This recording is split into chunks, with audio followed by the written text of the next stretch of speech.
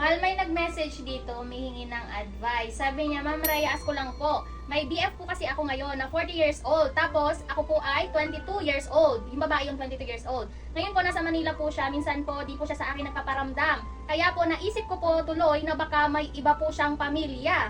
Tapos po, di niya po ako friend sa Facebook. Tapos, di rin po ako pinapakilala sa pamilya niya.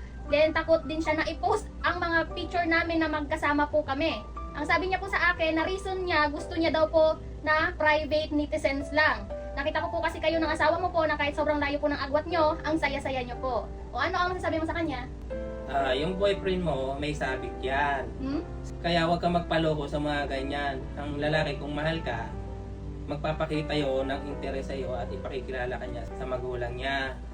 Kung interesado talaga siya sa'yo, pero ginagamit ka lang yan. Kung mahal ka na sa lalaki, ipagmamalaki ka niya. Dapat proud siya.